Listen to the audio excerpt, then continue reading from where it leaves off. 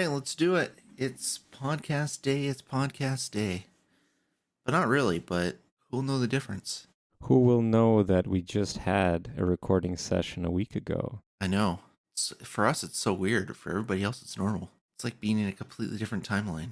Can you imagine if we were doing this every week instead of every 2 weeks? I don't think I'd be able to keep up. You know, I look at my Fridays and I go, my podcasting Fridays, and I go, oh, my work week's done, but then Saturday. Because this is work for you? It's like, yeah, I just got to do it. It's like, oh, I got to be around. But that's the case for streaming as well, isn't it? You got to be there. I don't really have to be there. The only person I'm laying down with streaming is me if I don't show up. I can't not show up for the podcasts. For streaming, if I go, today's not the day, then today's just not the day. But you should be happy, though. So, remember the video I put about the Red Bull, right? Yep. It has more views right now than we have total listens throughout the lifetime of this podcast. I'm never going to understand how the YouTube algorithm works, because I saw that. I noticed that. I was like, what the frig is going on? It's fascinating, isn't it? It all happened within like 3 days, and then it just petered off entirely. Yeah, I noticed that too. It comes like really fast. You're right. It comes like really fast, because I finally got a YouTube video up that actually did, okay numbers. Shepard punching an innocent reporter. That's right. Yeah. No, not compared to your channel, but to me, I did decent numbers. But it was the same thing. It was like, okay, for 2 days, it was like, okay, it kind of kept going. I don't even know if it was 2 days, maybe a day and a half. It kept going up, and then it's just stopped. And I also don't understand why that video and nothing else. Well, I don't know, because it's maybe provocative. Here's a man beating up a woman. That probably got some people riled up. What was your like-dislike ratio? Did you check? Well, that's the other thing, too, is that it's not like a lot of people liked it or anything. Like, I got 4 likes. That was it. 4 likes. And no dislikes. In 400. So you got 100%? No, I did end up with one. No, I ended up with 1 dislike, but it's gone now. Oh, somebody changed their mind. Somebody. They're like, right. On second thought, I think she deserved it. I'm just going to be neutral. I'm going to start punching women now. Well, they didn't change it to like. They just, it was just okay, neutral. So they're still undecided whether they should be punching women. Yeah, exactly. It's like there wasn't a lot of engagement on it for it to end up there compared to all my other videos, which have nothing still, even the ones I posted afterwards. And then looking at the Red Bull video. Is it the tags? Because I put funnel as one of the tags. That's pretty popular. Well, none of your I was was it though? I used a funnel, man. The tag, is it the tags that put it in front of people? Well, that doesn't make sense either, because I use the same tags on all my stuff. I use the game name and then gaming or whatever.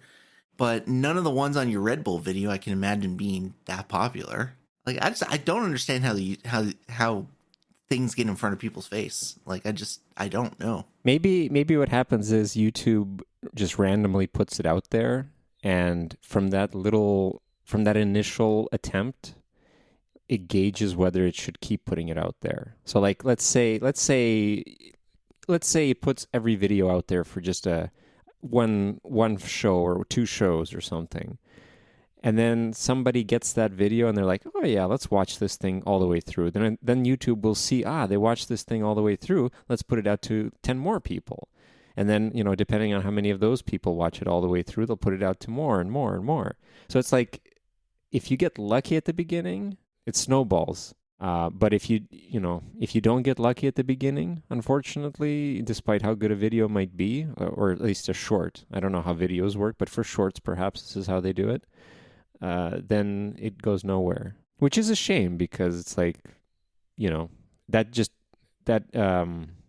makes it seem like quantity is more important than quality, because if you need to get lucky with your shorts, you need to put out as many as possible, unless you already have a following. Well, yeah, unless you already have a following. I think it's a bit easier if you once you kind of start going. But the other thing I don't get is like, okay, so you say the quantity. I don't know if I necessarily agree with that, because my one video that actually did, okay numbers, relative to me, was the one video that I actually spent like 45 minutes actually editing. All those other ones are just ones that I clipped on Twitch and just, I was like even looking before the podcast. I'm like, is there something wrong with like uploading clips directly from Twitch TV? Because like, I don't know. The one video that did well was the one that is the only one that I didn't upload directly from Twitch TV. But see, a counter to that is some of the other shorts that I have. They did incredibly well. They have nothing custom. It's literally just a clip, and that's it. What I'm saying is maybe there's something else going on in the background where it's like, oh, a clip from Twitch. I'm just gonna bury that. Oh, you mean like because if it's just a straight upload? Yeah, okay, maybe. Yeah. Maybe there is some metadata that YouTube is prejudiced against Twitch. Yeah, like that's what I'm wondering. I was trying to find an answer to that. That wasn't easy to. What'd you end up editing your Mass Effect video in? DaVinci. Oh, nice. Well, there we go. Start doing that for all of them. I don't want to do that for all of them though, because Twitch is like, it's so fat. You know, I just go in, I grab the clip, I just have to rescale the thing, and then I upload it. Like that's, you know, I had a broader vision for that Mass Effect clip, so I'm gonna roll with that. But in general, I don't want to pull the full video up in DaVinci, find the spot, clip it, resize it. It takes me like 5 minutes to upload a clip in Twitch. It's gonna take me 3 times as long, which, you know, it's gonna take me 3 times as long in DaVinci, and then push it and then upload it into YouTube and set all the stuff, and you know, like Twitch does that automatically. But I guess I have to if the algorithm's messing with things. You gotta appease the algorithm. That's what all the most successful YouTubers do, is they always try to steer towards the algorithm. That's what the thumbnails, the clickbaity thumbnails came from. That's all in honor of the algorithm. It's true. But yeah, the rainbow one is 5.9 thousand. You got to follow it up now. Like we got momentum. Oh yeah. No, the whole idea for the shorts originally was I wanted to take highlights from our podcasts, certain rants and moments that are quite fun to listen to. I think the hardest thing is to get a video on top of that. And I have an idea, and I actually tried it out. It works pretty well. It's just a matter of doing it. What I see on TikTok a lot is like when it's not a real video, I see them use like random video, like not random videos, but it's often like stock footage. It's not really it is stock footage, I guess, but it's not really stock footage. Like sometimes it'll be like a Grand Theft Auto. Oh yeah. I've seen that. Car rolling down the hill, or it'll be like a Minecraft like platforming section or something like that. Yeah, but I don't want to take other people's stuff. I mean, I guess I could make my own, but what's the point? But it's also possible that those are just generic too. So no, I'm leaning towards using stock footage, but doing it in a funny way. Okay. So like if you're talking about, even like you're talking about energy drinks, and it's just somebody downing a bunch of energy drinks in the background. I'm sure you've seen videos like that where even like prominent YouTubers, they'll put in some stock footage here and there. It's background music almost, because you're not really paying attention to it. But if it wasn't there, it would be a bit jarring because you'd just be staring at a black screen or a static background. So I think it's worth it. Yeah. No. I think you need to put something in there for sure. But well, that's good. Keep it up. It's good stuff. But you just imagine though. So 6,000 views of that, and how it's like a minute or so, right? That means, conceivably, we wasted a lot of time. Of human time. We wasted a lot of it. I'm so proud of myself for that. Like, that's my motivation now. I just want to make content so that I addict people so that they waste time. Yeah, it's like you can affect humanity by steering them away from progress, by making them waste time. This is like a minor version of being a villain. It's like a minor villain in like a superhero comic. The time waster. There you go. It could be a minor villain, the time waster. It's like Riddler's menial henchman. It's not really, I mean, it is wasting time, but it's the same as any other like entertainment medium. People are just watching for entertainment. They're not just sitting there wasting time. Until it gets to the point where they are just scrolling through. Come on, that's a big problem, right? People will be satisfied already, but they'll continue scrolling through because there's that addictive element. That's right. I've even seen some shorts where it's like, you scroll to it and it's like, it just tells you to stop scrolling and then like turn it off, so that they're trying to do humanity good by telling people to snap out of it, go do something productive. Well, in both YouTube and TikTok, they have they do have a setting that's like, oh, after 10 minutes or something, it'll tell you to, you've been scrolling for 10 minutes, time to. No, I meant like this is user created content saying get off the Oh, platform. oh, I've never seen that, but yeah, I imagine it's out there. I just never seen it. No, I mean it's fine. It's good. It's a lot of people do these shorts. It's actually funny. But it's actually funny how it's evolved. It used to be like people want longer videos so they can sit down and watch them. They want them in landscape. This wasn't even that long ago. This was less than 10 years ago. They wanted landscape. If you put up a portrait video, you're made fun of, and they had to be good length because people didn't want to waste their time scrolling. You didn't want to click on a 4-second video and then have to go find something else to watch. And now the TikToks and the YouTubes, they've changed all of that. Now everything's portrait. I was thinking about this while I was editing some of those clips. I go, man, I just can't get the frame right in a lot of these for portrait video. You can't fit it in because there's too much happening on the sides. Yeah, it's just weird. And I just go, I don't know, what happens if because I've seen it before. People upload, they might upload the landscape video or they'll stream in the landscape or whatever for those mediums. And I go, I wonder how those do compared to full portrait videos. Have you ever seen one of them while you're scrolling through shorts? Have you ever seen a landscape short? Yeah. Oh yeah, okay. Well, I can't say I don't use YouTube Shorts, so. Well, even on TikTok. I've seen it on TikTok. All right, fair enough. Because I've never seen it on YouTube. Mind you, I don't use shorts very much. I try to stay off that. YouTube might not support it. That's the thing with YouTube, because YouTube will auto-identify the aspect ratio and slot you in somewhere. Oh wow, okay, I didn't know that. What if you finagle it so that it does appear still, because like you could still make it a portrait video and then internally it just displays, metadata wise it's still a portrait video, but internally it's just a whatever the landscape video would be, but rotated. Unless it has an artificial intelligence or something that decides that as well, Well, I think I've told this story before. I had to upload something before that I didn't want to be a short, and anytime it was closer to a 16 by 9 or a 9, I guess 9 by 16 or whatever the aspect ratio is of portrait, anytime it was closer to that than 16 by 9, it automatically went to a short, and I couldn't figure out how to switch it. So what I had to do was I had to extend the video with the blurred edges to get YouTube to think it was, or to get YouTube to recognize it as a non-short. Right. But what I mean is it would still be a 9 by 16, as in like your file, when you play it back on your computer, it wouldn't be landscape. It would be portrait, and it would be rotated. So you'd have to like tilt your head to actually watch the thing. Oh, I suppose you could do that. Yeah. It's like, because the metadata will still say it's a portrait video, and unless YouTube is going in and actually watching the thing with its AI. Then you have another issue on like your phone, where a lot of phones, they just auto flip if you start fucking with them. That's true, yeah. That's the thing. That's why I said, like, I don't think landscape videos, if you do them that way, would work, because there's just I don't think people would go through the trouble. So you're forced to do the blurred thing. Yeah.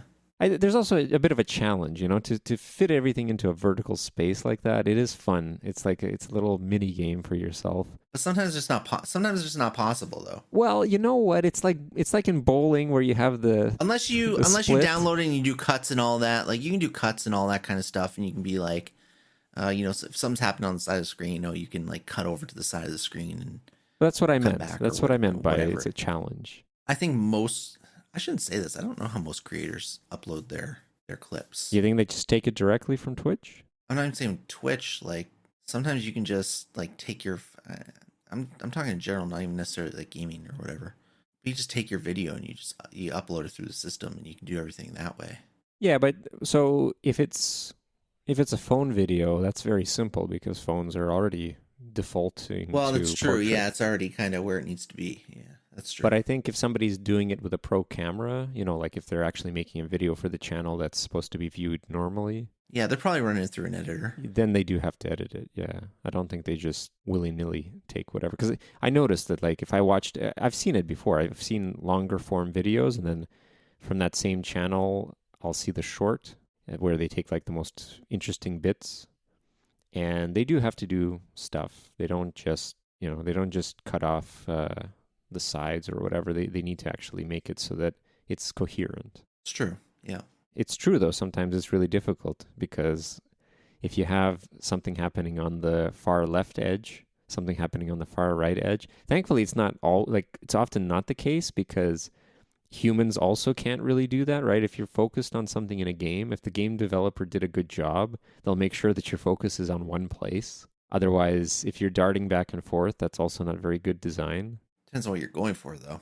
Because if you're doing like a horror game or something like that, then sometimes you want something popping up in your periphery because that creates a sense of uneasiness. I think that would be the most difficult one to do because exactly that is that it's designed to be the opposite, where you're not expecting something. I wonder if there's a horror game that's built for portrait mode. Wouldn't that be interesting? Where you're confined to a vertical aspect ratio. There probably is. There's probably vertical aspect ratio. Not necessarily horror games, but games in general. No, but I specifically mean horror games. Yeah, but why specifically horror games? Well, because other games, whatever, like you can make it work. But with horror games, I think it would be even more claustrophobic. It's the fact that you can't actually see, you don't have that field of view anymore. Oh, you know what they could do? That's the shtick they would go for. You're wearing a box or something on your head, so you only have a limited field of view just because of something in the game. I think you'd be surprised if you're playing, especially a first-person horror game. You don't see what you need to see. Like I just got done playing Resident Evil 8, and your field of view in a horror game might be the same as in an action game, and it feels much less because part of it is you want to see what's around you because you don't want to get jumped on. You know what I mean? So perception's a big part of that. There were points in Resident Evil 8, like, man, I wish I could just see more because because I'm scared. I'm scared and I don't know what's coming, but something's gonna come because it's a horror game, and you don't necessarily feel like that in a Skyrim or a Cyberpunk or whatever because it doesn't matter as much. I don't know. I think first person horror games innately are just like, I don't think you need to cut their field of view off too much more than you already do. Why do you think it matters so much in horror games? Because you're afraid. But it's okay. So barring that though, what is it that makes it like I need to avoid dying? What gives you that feeling like I want to survive? Because I don't know, the way you put it makes it seem like if you get killed in Skyrim by some errant arrow that comes at you from the distance, it doesn't really matter. It's not about the much. dying. It's about the horror. It's just about it's about the horror. It's about you don't know what's lurking around the corner, and you're in a dark, confined area, and you're scared, and I was thinking about this when I was playing Resident Evil. I'm like, why do people get scared of playing video games? Because it's not real. And like, I'm not afraid of dying. I mean, there's certain part, like any game, like you don't want to die. It's sometimes like, well, anytime you don't want to die, but you don't want to die at a particularly difficult part or a part where the checkpoint was 10 minutes ago, or you know what I mean? Yeah. That's not the issue. But it's like you're genuinely afraid and you just don't want it. It's not even about dying. It's just you just don't want to get, like I said, jumped on. It's not about dying, but literally jumped on. And your camera swings around to a friggin' monster gobbling you up, something like that. Because that's scary. Even scarier than, just wandering around a dark hallway. But I don't know what it is with Do you think horror video games. Do you think maybe, so you just said that the camera swings, that's something that happens automatically, right? Yeah. So do you think that maybe part of that is the fact that they take control of the camera at certain moments to enhance the fear?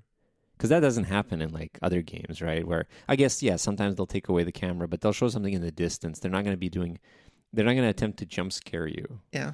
Whereas in this case, that's basically an attempt to jump scare. I don't know what it is. Like, I mean, there's certainly horror games that I don't feel afraid of that other people do, and there's horror games that I do feel afraid of that maybe other people don't. That's the other thing too, is how much can you immerse yourself? You can immerse yourself in a video. It's the same with movies. Like you immerse yourself in a movie, a horror movie, and if you go to a theater for a horror movie, you're gonna get people screaming, right? Screaming and being afraid. It's the same thing. It's just a movie. At least in a video game, you're playing as the character. In a movie, you're just watching people. You know what I mean? I don't know what it is about horror media that makes people afraid. I also wonder, how many layers does it take to get to that point? Like if you strip away things slowly from Resident Evil 8, right? If you strip away certain bits and pieces, where to the point where it becomes more and more just an action game, first person action game. Well, I think that's the thing is you need to be there needs to be for a horror game there needs to be like a level of vulnerability, I think. So, well, for example, let's say I boost the brightness. Let's say I turn on all the lights. I don't know how it is in the game, but let's say I turn on all the lights. We have fluorescent lighting everywhere. Does it immediately cut the fear? Maybe. But not necessarily. Like, you asked me last week, are you playing with the lights off? And I said, no, I'm not playing with the lights off. Well, I meant the lights in the game, though. I don't mean you having fluorescent lights everywhere. I meant like literally the house that you're in or whatever the scenario is. There's fluorescent lamps hanging everywhere instead of candles or nothing. Well, I think the candles in the darkness adds to creep. It's like in real life, right? Like if you walk through a bright mansion with all the lights on and the place is, looking nice and proper, or even a little bit, a little bit rundown, versus it's midnight and you're in there with a flashlight. It's there's nothing in there. Given the exact same situation, given that the exact same situation, there's nothing in there. It's still, nighttime and low light. That's still creepy. That's creepy in real life, right? I think one of the reasons people find those scenarios creepy, well, in real life anyway, is that the human mind, when it can't see something, it conjures up things, right? It has that, I forget what it is, but like you make up, your brain just makes up threats because it doesn't know what's there. So it just conjures something up because for survivability, it's better that it is overprotective than underprotective. And so in a game, I guess as well, where if it's really dark and you can't tell what's there, you assume that, that I saw something move. It must be an enemy. Well, you assume something, and part of the actual design is they're going to put sounds in there, and they might swing a painting or something. Painting might completely innocuous things or innocent things that, given the situation, enhance your little jump scare. But it all circles back around to like why be afraid of a video game, and I don't know what the answer is, but that's I guess immersion is the biggest part. Like if you can just pull yourself out of the game, it's probably not as scary. Maybe because your brain is too stupid to know that it's a video game. Yeah, maybe it's just something primal. Yeah, that might be it.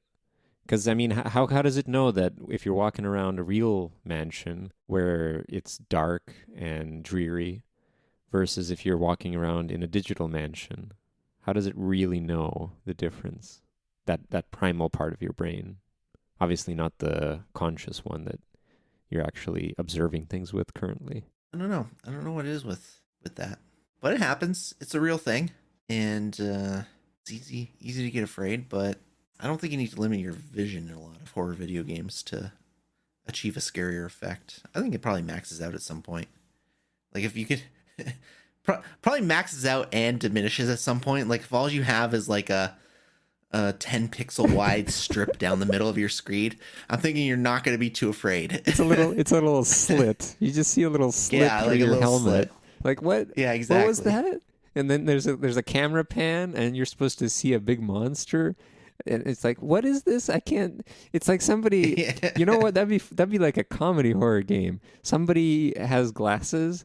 They break, but they're like really thick glasses. They really need them because otherwise they just can't see anything. It's just a complete 100% blur.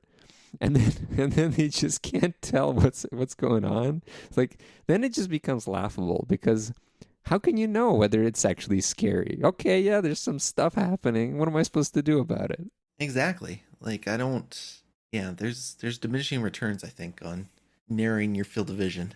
If you can't see things, you can't be. Well, I guess you can be afraid of things, but I guess you can still hear them. Yeah, but still, if you add a comedic element to it, then it diminishes it.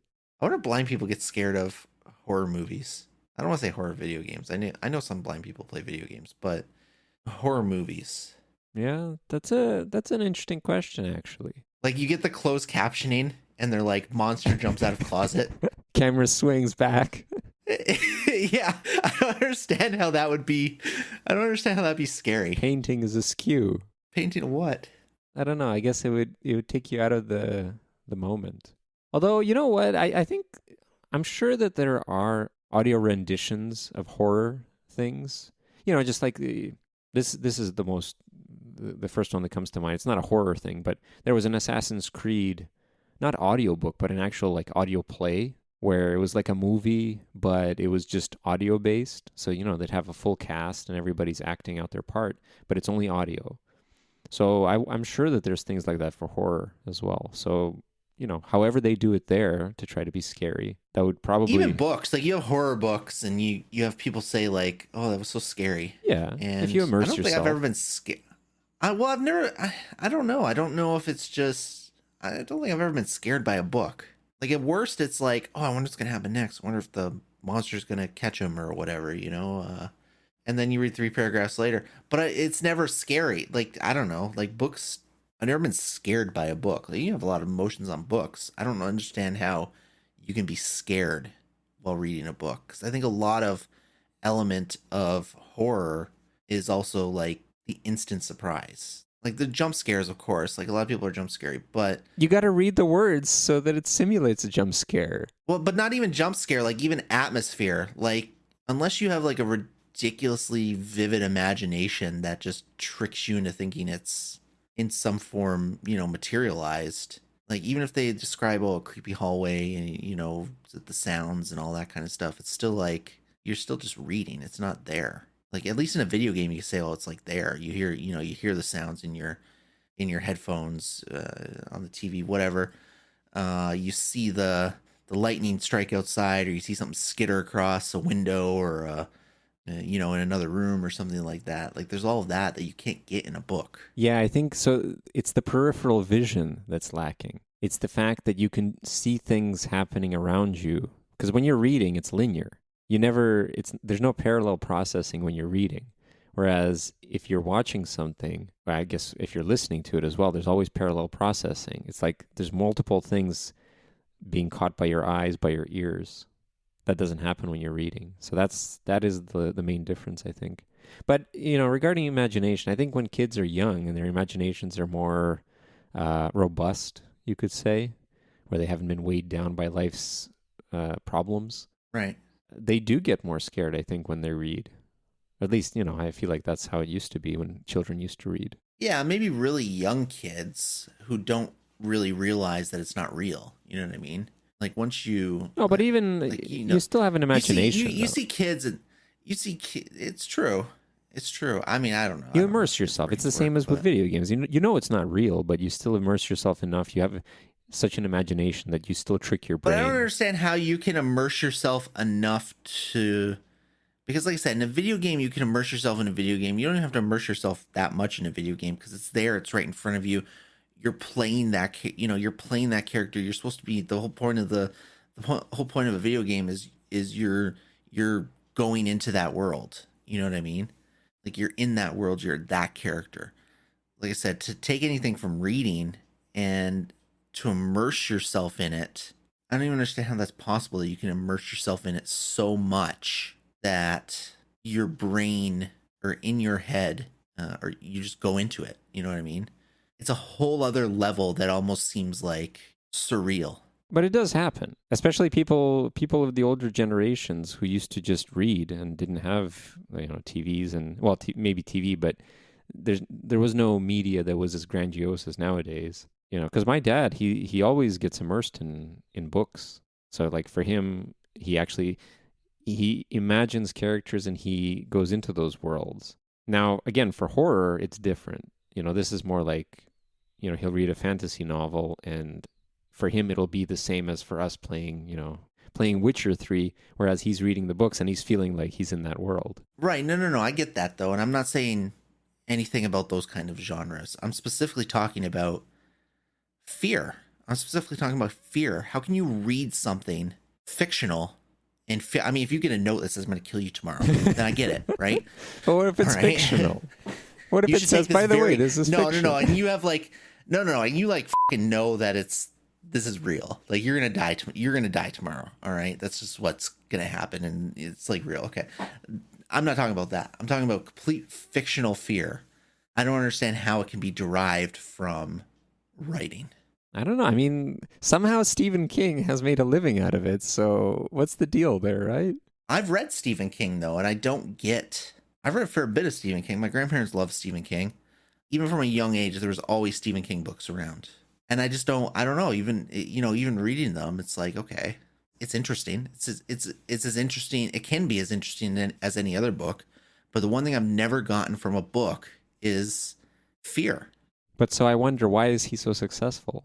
Because I mean, his writing is not, it's not the top of the cream of the crop of writers, right? But he somehow writes so that the horror is the thing that people are interested in, right? Yeah, but maybe, I don't know. Maybe you're just immune to fear of words. Well, maybe, I don't know. Obviously, no, I you're, mean, you're still not I immune guess to it's fear possible. of other media, but I'm not immune to fear of other stuff. but Yeah. that's that's impressive. Maybe you got to climb this mountain. Maybe eventually you'll become immune to all fear. You'll be some sort of fearless superhero. Nobody's immune to fear. You can't you can't you can't smell anything. You can't fear anything. Yeah. There's no immune to fear unless you're actually, you have some sort of a mental condition where you don't recognize it. But you can't be immune to fear. I mean, bravery is not being immune to fear. Bravery's acting in the face of it. Well, I right? wasn't talking about bravery. No, I just meant like immune to fears. It doesn't mean if it leads you down a stupid path. It's like, oh, I can jump off this. I'm not afraid. I guess immune to fear would lead you to acting stupidly.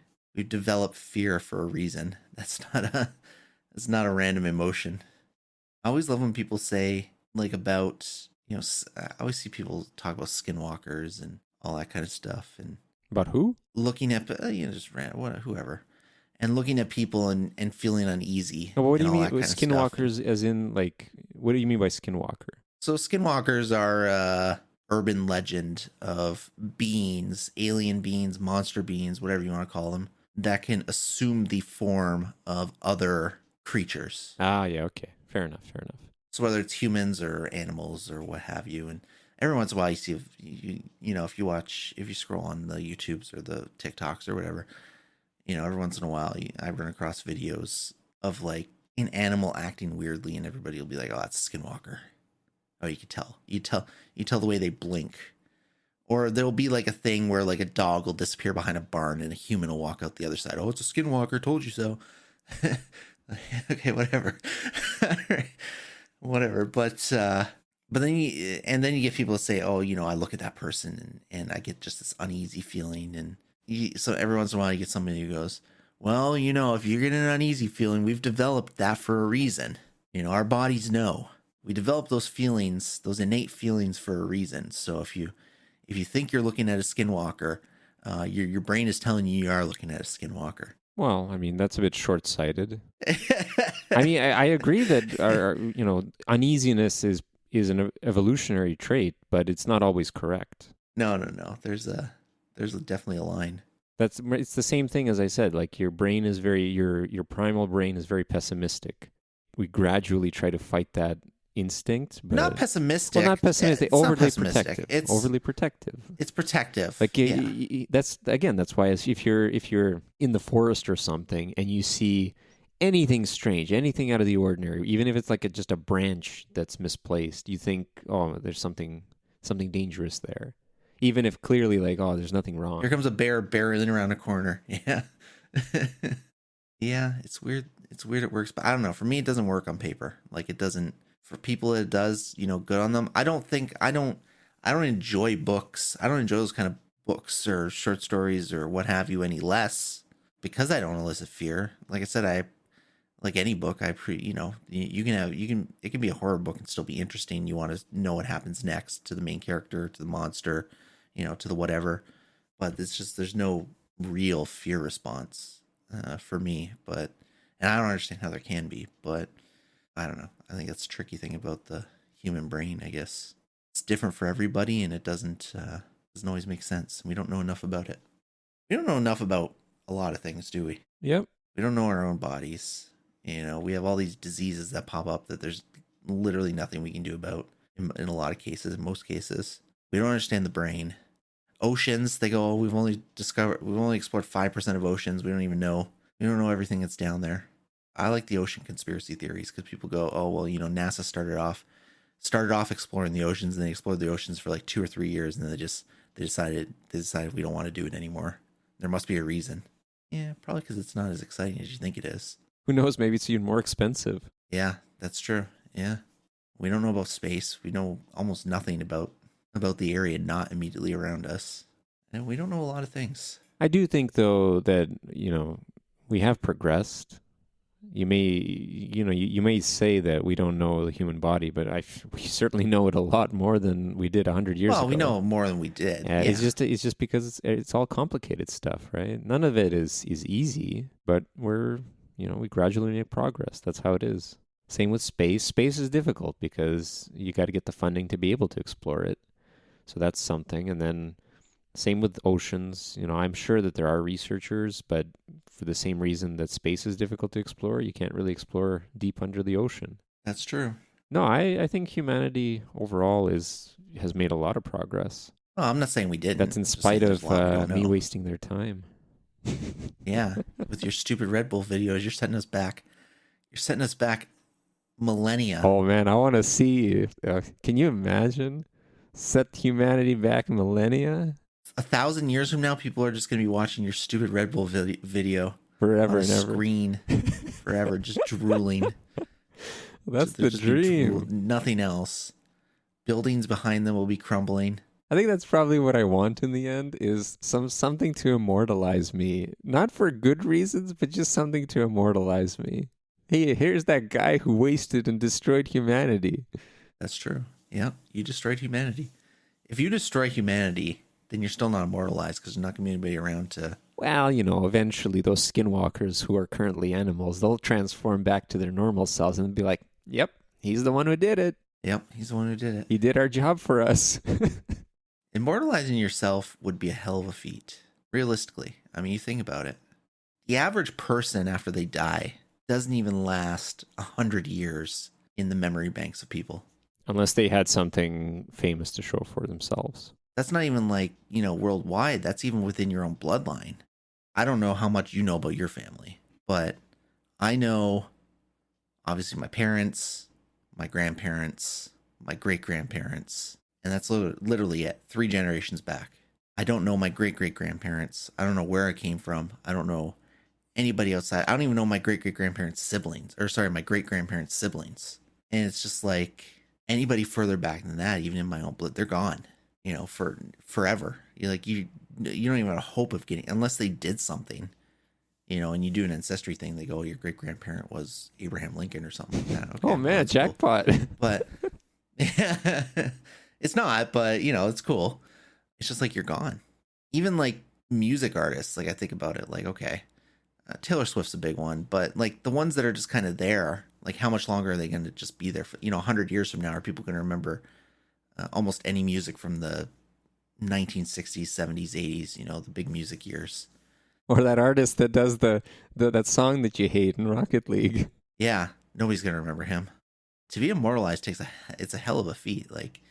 How many people do we know from 1,000 or 2,000 years? The Greeks or the Egyptians, how many do we know?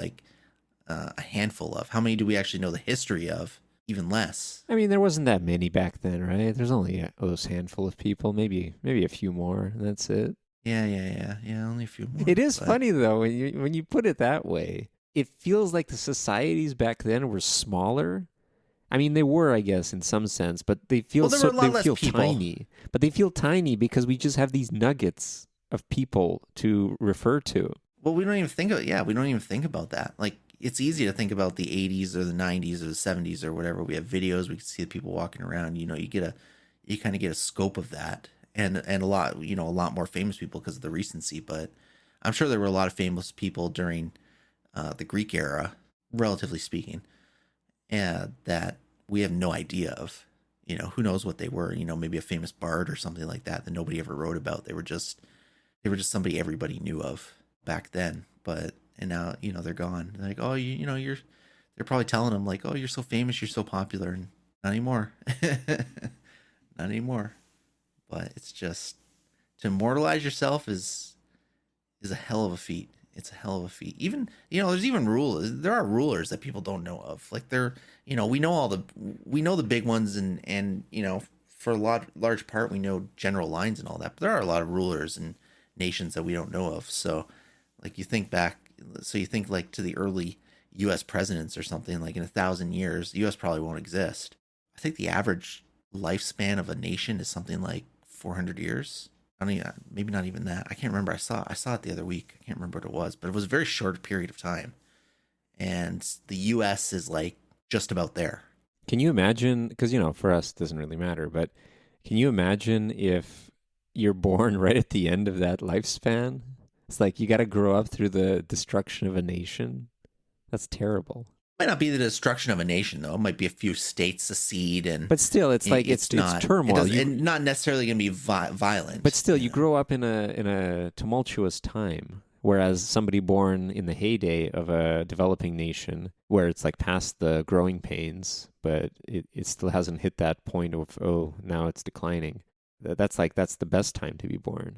It's interesting, the two dynamics. Yeah, it's prospering. I don't think we'll ever have that again though. Like I don't think we'll ever have that because a lot of that was based on discovery of new land. You know what I mean? Like the whole America thing was based on coming over there, coming over here, and same with Canada, coming over here and building life, building a new country in land that didn't have it.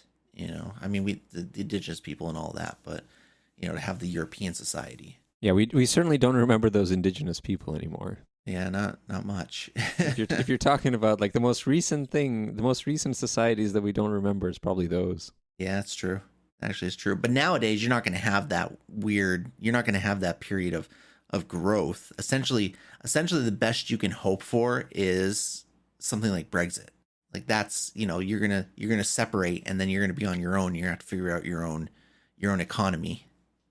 But everything's already there. So really, it's not going to be a change of land. It's not going to be land exchanging hands. It's just going to be borders being not even borders being redrawn. It's going to be economics being rewritten. Yeah, and you might be and again you might be in a different country. I mean, Brexit wasn't not exactly, but it was close.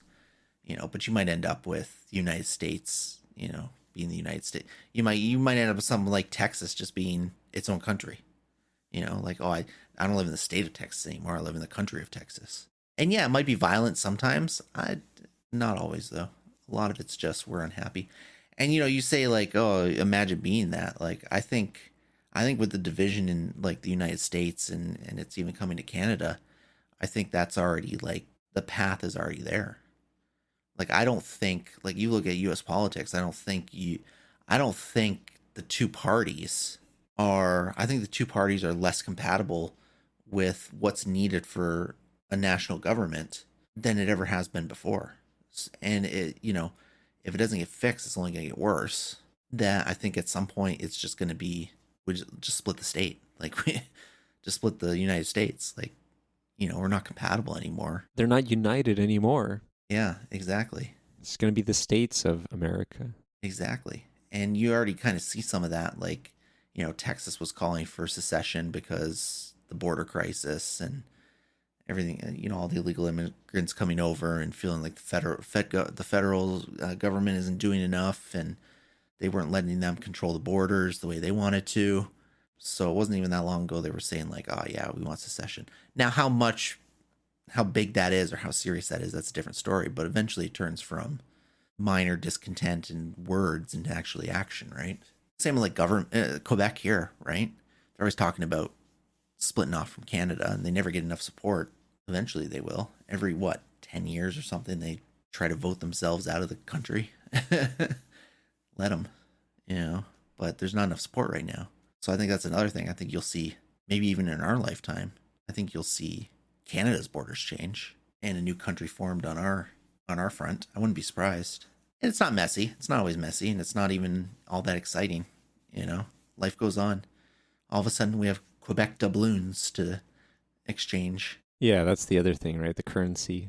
And then with the European Union, it went the opposite way, right? With the European Union, they had the euro be introduced, despite every individual country originally having its own currency. I think that's kind of what's needed in a set of small countries like that, though. I think that's for the better, right? Yeah, it makes it more convenient, but it does somehow, in other cases, though, it makes it difficult for some of the other countries in the Union because, not every country is as wealthy as every other. and having one currency does favor some countries than others. Yeah, no, that's true. There's plus and minuses to any change you make in this But I'm world. looking forward to the Quebec doubloon. Yeah, I want a Quebec doubloons. People don't use doubloons enough. The word doubloon. Yeah, Quebec's gonna bring it back. Quebec's bringing it back. That's right.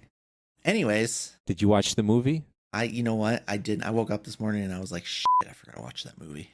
I thought about, it was on my mind on like Sunday, Monday, Tuesday, and I didn't get around to it. And like I said, I woke up this morning and I went, shoot, I completely forgot about it. You want me to still talk about it? Yeah, absolutely. Because we can hold off and you can have a chance to watch it and we'll talk about it next time. No, it's more for you than me. All right? I mean, worst case scenario, I'll try to catch up. Yeah, no worries. I won't spoil anything. I can't imagine there's much to spoil. Oh, you'd be surprised. So the Okay. movie I'll be talking about, for anybody who doesn't want to be spoiled, is I Love You, Man. It stars Paul Rudd and what did you call him? Jason Segel? Yeah. So Jason Segel is the guy from How I Met Your Mother. I forget what his name is, but he's not Barney. And he's also not the guy who's actually telling the story. He's not Ted. He's not Barney. He's Marshall. It's Marshall. So yeah, and he's the secondary lead or however you want to call him. But so Paul Rudd he's friendless. He doesn't really have any guys he hangs out with. He has women friends, I guess, and like work friends. But he doesn't have any guy friends that he can spend time with. And now that he's got a wedding coming up, he needs a best man, but he's got nobody. He can't turn to anybody. And so a good part of this movie is him trying to find a friend. So it's all done in a way where it seems like, he's kind of trying to find a girlfriend. This would be the same as in a romantic comedy where the male lead wants to find a girlfriend, so he ends up just having these weird dates with various women, all in order to get to one at the end that he'll actually choose. And so this is exactly what happens, but this is from the guy perspective of, okay, so he has a man date with somebody. That guy turns out to be gay. And then he has another date. That guy turns out to be way older than expected. Various other ones as well. I'm not gonna go through each one. What happens though is he ends up meeting Jason Segel. So Paul Rudd is actually a real estate agent. He's trying to sell, and this is where we talked about this, I think, last time. Lou Ferrigno is one of the actors. Oh, okay. Yeah. And so he actually plays himself in this movie. Paul Rudd is trying to sell his house. I think they're in L.A., I guess. And he's trying to sell his house, and that's where he meets Jason Segel. Jason Segel is like a man's man, but not, he's the type of man that behaves like a man, relatively impolite, but he also has the very honest and endearing personality. So he balances out. Otherwise, if he just had that first aspect to him, I would dislike him as a character. So it works out pretty well. And, he hits it off with Paul Rudd really well. The rest of the movie is how the dynamic between them, and also how Jason Segel, he starts becoming more and more over the top, negatively affecting the relationship that Paul Rudd has with his soon-to-be wife. So that's where the drama, I guess you could say, comes in. There's no drama, actually. What I liked about this movie, actually, is a lot of these romantic comedies, or this is, I guess, a bromantic comedy, as they put it, they have a lot of miscommunication. That's like the major trope, where it's like somebody says something, it's misunderstood by the other party, and then all hell breaks loose until at the very end, they're like, no, this is what I meant. I was like, oh, well, it's okay. I hate that. They never do this in this movie. Like, what's an example? Paul Rudd and his girlfriend are in bed, and she senses that he was like kissing, like he asked if he was kissing somebody, and then you think like, oh, he's gonna cover it up or whatever. No, he's honest with her and tells, well, okay, the gay guy, like the guy I went on a mandate with, he tried to kiss me at the end, and it's all resolved, no issue. It's like, okay, that's perfect. That's exactly what I would expect. So things like that, I appreciate the very honest, and actually I think that's the theme of the movie, the honesty. Like even starting from when he meets Jason Segel, from that point on, Paul Rudd becomes more like just much more honest, And he's always been honest, but like he's more honest with himself and just understands himself better by the end. So that's a really important aspect to him, I think, because at the beginning you kind of think like, well, okay, he's got it made, I guess, but it feels like he's missing something. And characters, I really like the characters. J.K. Simmons, he plays Paul Rudd's dad. He doesn't have many lines, but he does a pretty good job. And it's funny because his family actually, so that's the other thing I'm noticing now. His family has that honesty about them, that knowing who they are. And you can see that contrast at the beginning. It's like a foreshadowing that you can see Paul Rudd is sitting there with his family for dinner. And his brother, his dad, his mom, they all have this free personality to them, whereas Paul Rudd is like he's kind of cloistered in a way. Probably the only thing I didn't like is it's a recurring theme. So Jason Segel has a dog in this movie, and when he walks the dog, he doesn't clean up his poop, the dog's poop, and that's actually that's part of the story why he doesn't do that deliberately. Okay. And I hate that. I hate when people don't clean up after their dogs. I feel like That's true. the droppings should be stuffed down that person's throat. That should be the punishment. But anyway, that's the major negative. But if you look past that, it's a pretty solid film. It was funny. Was it funny? Oh, it was funny. It was funny. It wasn't. I wouldn't say it was as over the top funny as Rough Night, because Rough Night, you remember, it had like very otherworldly moments. You would never encounter some things that happened in Rough Night. No, exactly. Realistically. It's true. So it didn't have anything like that. It was all very down to earth comedy, just funny from circumstance, funny from natural dialogue between people. And it had a bit of a romantic comedy aspect to it. Like it had that typical flavor of a romantic comedy. Very lighthearted, nonchalant, nothing too dramatic or serious. Okay, very good. All right, so let's play King of the Hill. Who's King of the Hill? Last week's movie or this week's movie? No, I prefer Rough Night. I thought Rough Night was, because I enjoyed the premise of Rough Night more. This one, as I said, it's more of I like the fact that it wasn't a typical romantic comedy where it was just, guy tries to get girl or vice versa. They subverted the expectation with the guy's trying to get a male relationship. But otherwise, it was relatively standard. It was a good movie. It was funny. It was good. But yeah, I prefer Rough Night. Interesting. Was Steve Carell in this movie? No, right? No. Why did you think he was? Last Saturday night, I was sitting down and I was just scrolling through Twitch, and one streamer was doing like a movie night, and I clicked in there. I can't remember why I clicked in there, but I clicked in there, and it was a Paul Rudd movie, and it was just like an everyman movie. It was just like nothing special. It was just like an everyman movie, and I was like, oh, there's no friggin' way that the same day that we talk about watching this movie that it shows up on a fucking random Twitch stream. Wouldn't that be hilarious, though? And I watched it. I only watched it for like 2 minutes, but there was a scene with Steve Carell in it, and I was like, no, I don't think this is it. No, it's not. I didn't bother looking it up. So I was just like, oh, well, I guess I'll find out when I watch it, which I didn't end up doing this week. But I was like, there's no way that movie shows up on a random Twitch stream the same day that we say we're going to watch it on the podcast. All right. Very good. Very good. So what's your next movie? You got to pick it, because I think I rolled it last time, right? All right. Here we go. Randomize. Life as We Know It. All right. Sounds good. That's the movie. I need to find out who's What's in the year? 2010.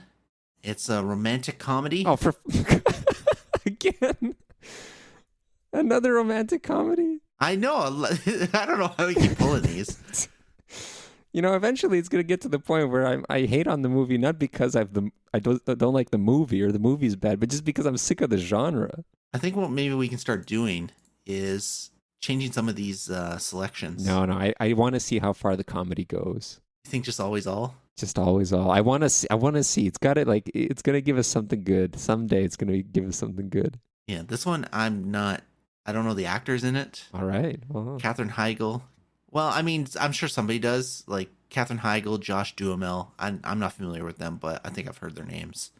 Oh, Melissa McCarthy's in it. Looks like. Oh, Will Sasso's in it. Will Sasso. There we go. One of his very few roles. They're really far down the list, though, so I don't think they're. But it looks like, I don't know, looks like a husband, wife, baby thing. So, based on the picture, Well, that's always good. Husband, wife, baby thing. husband, wife, baby thing. That's that's what I'm going with. Life as we know it. Okay, so for next time, because now I got 3 weeks, I should be able to catch up on I Love You, Man. Oh, you're actually still going to watch it? That's good. Well, I just want to be caught up. And Life as We Know It. Just a busy week this week, but I do want to get caught up.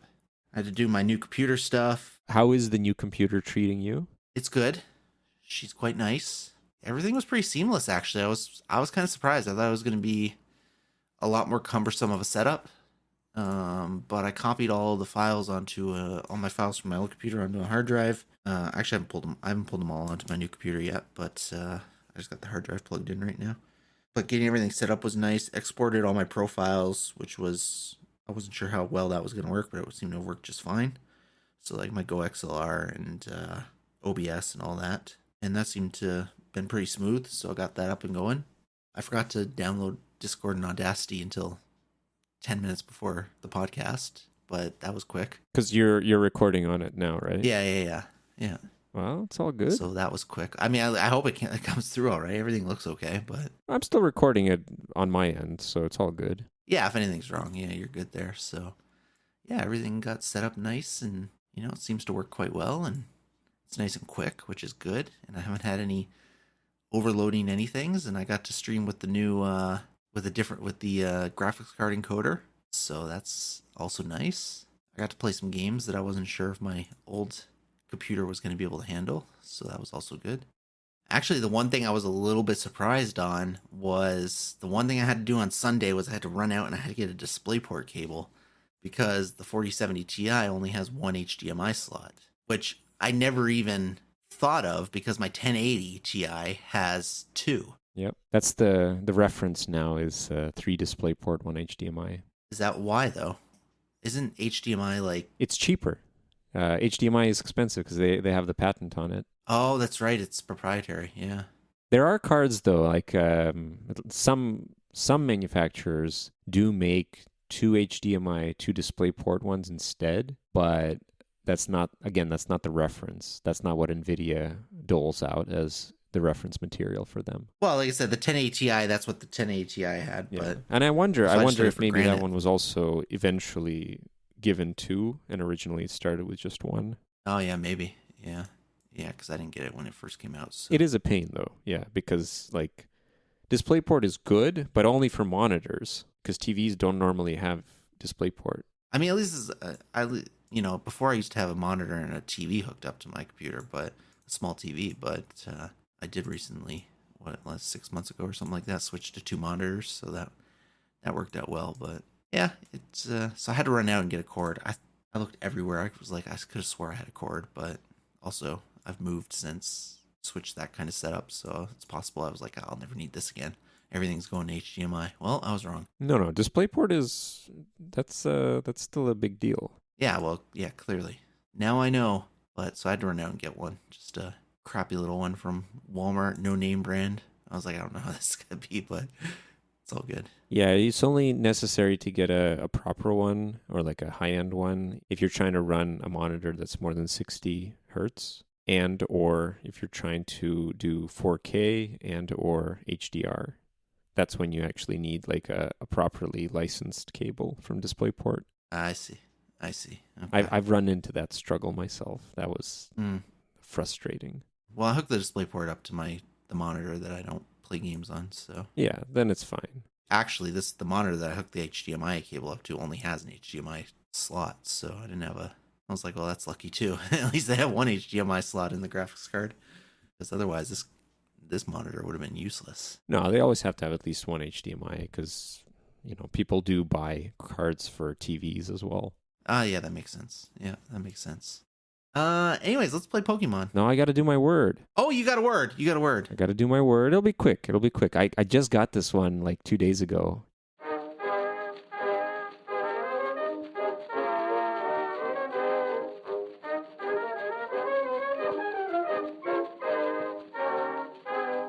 So the word is quiescent.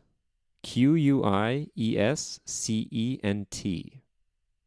It's an adjective, and the definition is, well, there's two: marked by inactivity or repose, tranquility at rest, and causing no trouble or symptoms.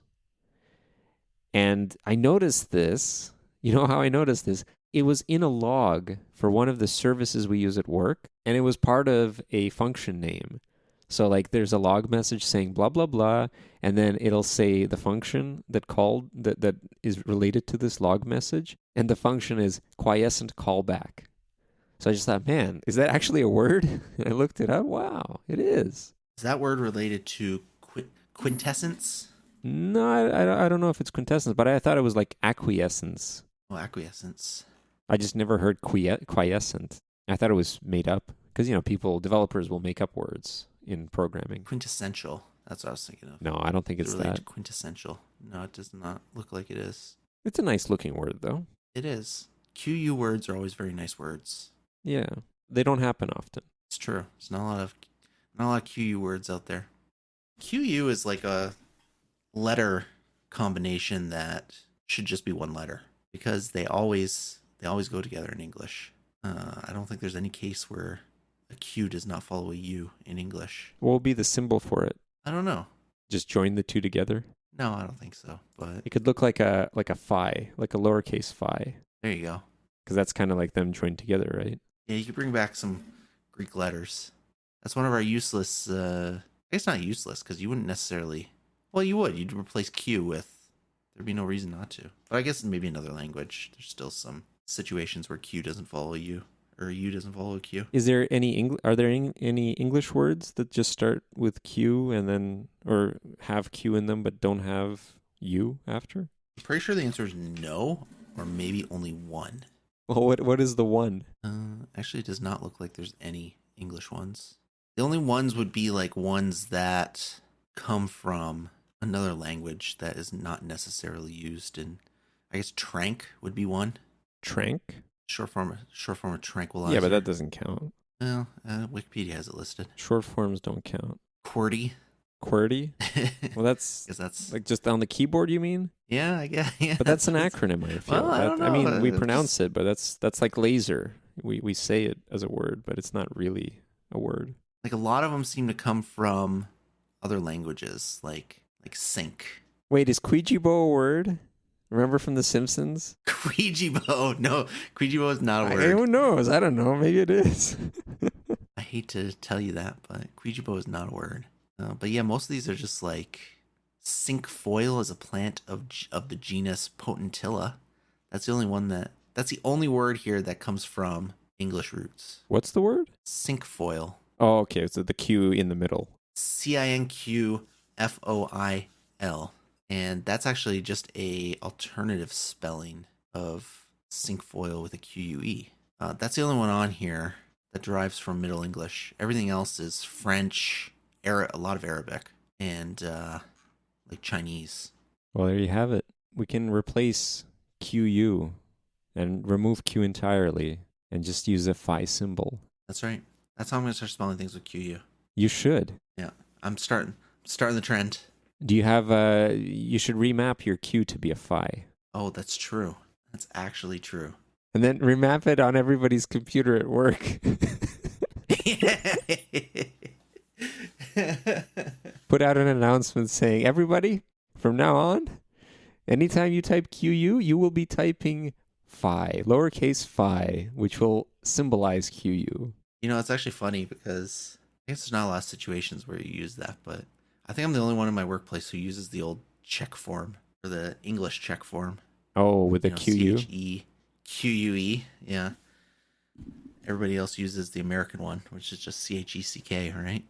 So that's always kind of weird. But I do use it, but maybe some other people do not. So your spelling would be CHE phi E. That's right. That's classy. CHE phi E. That's classy. Yeah. Yeah, see, we're bringing... Go to the bank with that saying, I'd like this. I'd like some of these, please. Yeah, I need some checks. What the hell is this word? It's check. Just get with it. See, you want to immortalize yourself. That's the perfect way to do it. Change the alphabet. Remove a letter from the alphabet and add a new one. That's right. That's right. There you go. All right. It's Pokemon time. Do do do do do do do do do do do do do do do. This is our 13th round, our 13th matchup, and it's between 37 and 92. So here's 37.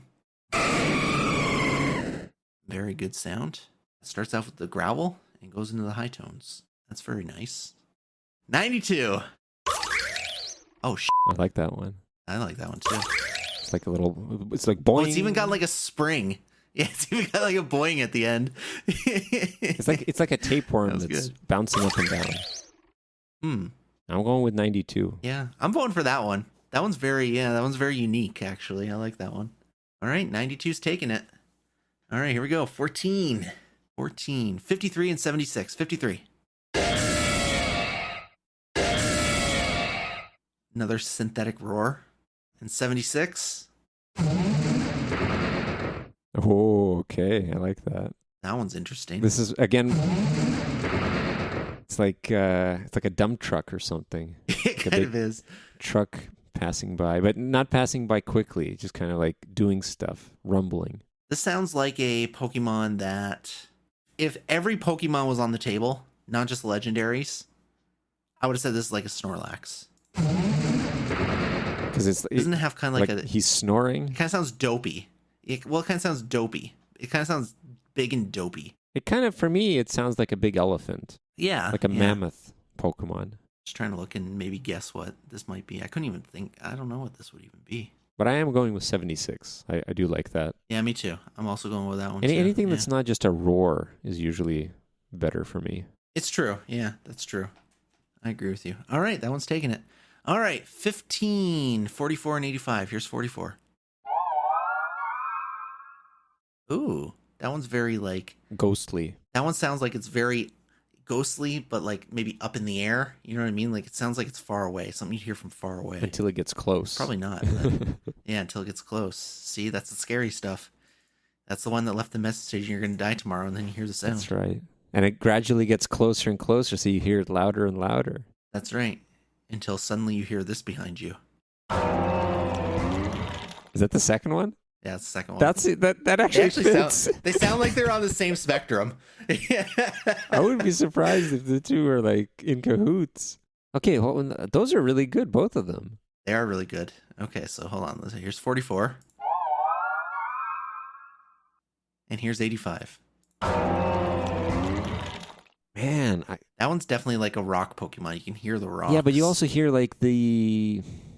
I don't know. It's like somebody strumming a guitar. Think so? Hold on. Oh yeah, I guess because there's like kind of like little second rift there right before the rocks. Yeah. Yeah, I like that though because I mean I like the first one as well, but I don't want to pass up the chance for the second one. Yeah, I'm voting for 85. I like that one. Me too. All right, that one takes it. All right, last one of the day. 63, round 16, 63 versus 66. Here's 63. Okay, high-pitched roar, synthetic sound at the end. And 66. That one's very crystalline. They're both very synthetic. Yeah, probably the second one just because it's a bit, I don't know, it's a bit more interesting, I think. Yeah, I think so. Okay, hold on. I'm going to play them both again. 63. And 66. It's like a spaceship, the second one. You're on a spaceship and something's happening. Yeah, I agree. Yeah, that one's a little bit... Yeah, 66 is better. Neither of them are particularly great, but I think 66 is better. Well, the previous one's going to beat them out, I guess. 85 is going to roll, man. You know, so far, it's one of the better sounds I think we've heard. Personally, I think it is. I think that was a good sound. Guess we'll see. Well, there you go. We'll see you next time, guys.